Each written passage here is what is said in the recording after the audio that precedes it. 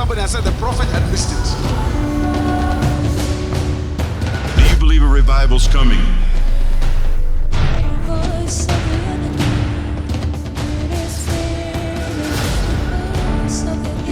If anybody wants to go to sleep, they can go, but we're going to party.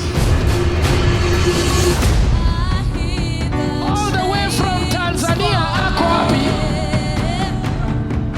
Yo!